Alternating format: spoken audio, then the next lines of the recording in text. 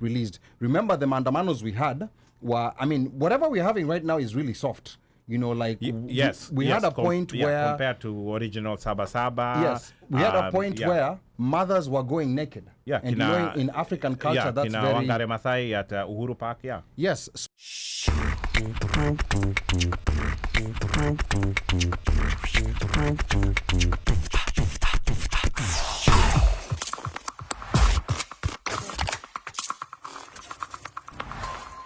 I think this is part of the question that Pablo was asking. What is the end goal? You know, like with these protests, and maybe Omosh, we can start with you. Do you have an idea of maybe what Azimio will feel like this is a success if they get this at the end of these demonstrations? Well, their end goal for this to stop and even people to sit down to talk was for the repealing of the Finance Act. That unless I'm wrong, and that's what they have been saying. Now, when MAANDAMANO started, that was not, Finance Act was not even part of. Yeah. It wasn't part of the conversation, right? But then Finance Act kicked in, and once Finance Act kicked in and it was put in, and the way Finance Act was brought to fruition, where basically folks even came out and said, we paid these guys money, and they actually voted, you know? So people who are in, what is it called? Ni Kenya Kwanza, is that what it is? No, these were comments that I think came from the chief whip of Kenya Kwanza saying that they actually paid some Azimio members to vote for the bill. Yes, and there are people who not to show up. No, there are guys who are paid not to show up. The guys who are given per diem and told wewe nenda conference, so you're not there to vote. And then there were guys who were offered 100 meters.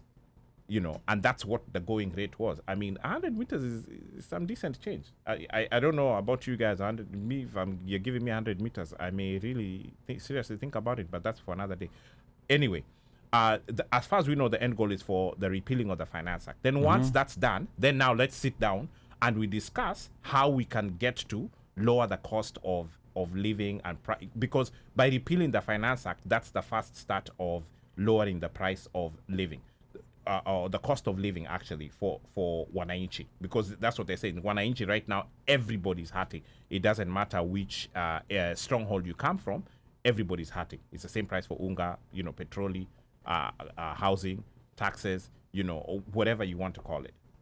As far as I know, that's the direction that they are headed. And unless they come out and tell us something different, and now they've gone to I guess I'd call it phase 2 of Saba Saba, where basically it's Monday, Tuesday, Wednesday, you know, that they're telling us at this point. So on Monday, Tuesday, Wednesday, and then they'll probably give more information. Now, there was also a question that had been posed to the folks from Azimio, and they were asked the same thing. What is the end goal? Or what are you guys trying to do? Or what are Yanina said? And they did say that over time, we will tell you guys exactly what it is that's going on, and you know, this is something that we are presenting or we are working on, and we'll let you guys know exactly, you know, what's going on. So we'll hear more from them, I think, with the exact details, probably I guess it would be irreducible minimums, I guess. Yeah, we'll hear those bullet points. Yes, because we have not seen that yet. Okay, so I think that's coming, but and you know, some people are gonna say, well, isn't enough? At the rate that things are going right now, especially us, the people in the diaspora, we are the ones who end up feeling the brunt of these things. Because our people on the ground, punde mechoka na hawezi, they'll come to us. Exactly, and we're going to be talking about the role of the diaspora, you know, like when it comes to all this. So let's put a pause on that, and we're going to go to Mika real quick. But before we go to Mika, want to read a few comments here. Stephen JJ is saying that Sifuna said it best. They have tried to advise and give alternatives, lakini wapi. And then Pablo here says, I think I already read that comment about the figures. And then I see Ida says protests are not working, but what else can we do? Kenyans are desperate to be heard. I think on that comment that I don't Ida know is if I'd making, say they're not working, but okay. Yes, because a couple of things. Remember, in the original Mandamanos, it's usually with protests, it's hard to, give something tangible in the short gauge, term. correct, The yes. best way to gauge if Maandamano's work is to look at Kenya's history of Maandamano. Like since independence to where we are, And maybe they've actually worked. and maybe also compare to like maybe other countries that do not frequently do Maandamanos, to just try and benchmark and see if these Maandamanos are just if it just becomes economic sabotage but has no impact, or if it does really work. One country I like making comparisons to, because there's similarities in our colonial history, is Zimbabwe. Zimbabwe is a country, well, they got independence, I think like 17 years after us. But I like making that comparison because culturally, we are similar in the sense that we picked a lot from the British, and there's a lot of things that we have similarly. The one difference that we have is that Kenyans are ready to go for maandamano hata kutoka katikati ya usingizi. But in Zimbabwe, people were a little bit more passive. And Zimbabwe has not had issues like for example, like the violence we had in 2007, for example. It hasn't had issues that bad. But you see the economy kind of like turned upside down without war, without any major issue. And I would peg that, and this is of course my opinion, I would peg that on being passive.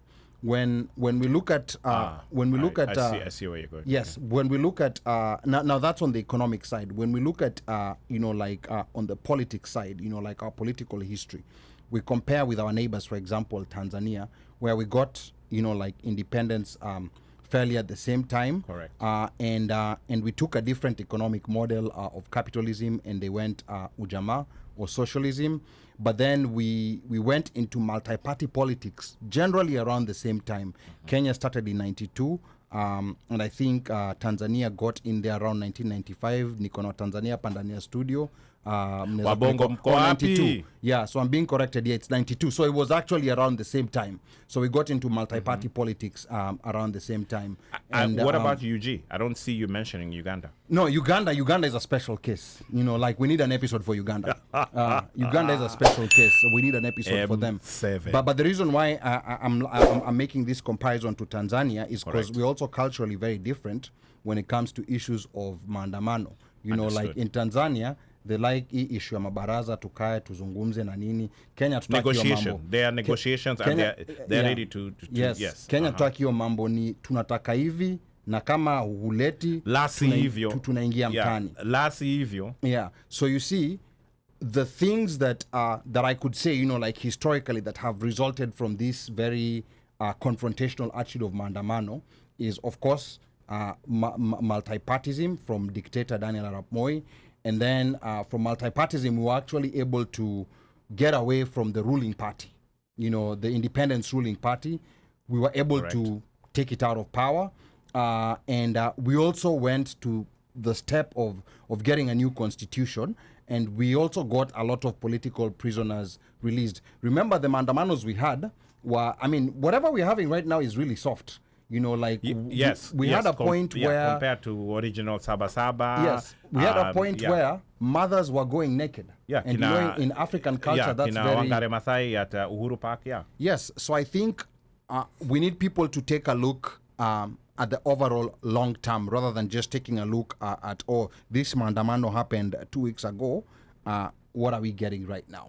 So I think that's just another way in which people need to start looking those at are the it. precursors of where we are now. They're the ones that open the road for this. Yes. For where we are now. And the people who actually are participating now, or should I say planning and or in the forefront, have been part and parcel of a lot of those since back then. And you can see the strides, or should I say improvements and or things that have transpired from that. At the time when it was happening, when Kina Matiba were getting thwacked, nobody was seeing that. Yeah. You couldn't see that. Mm-hmm. And in fact, they were very unpopular.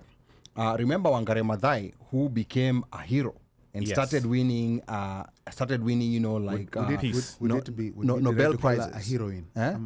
okay, heroine, hero, whatever word you want to use.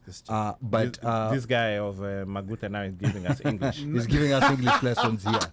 Now, heroine. Because I just want to, it's important to remind, like especially the younger listeners, that these people that are being considered heroes today were not very popular.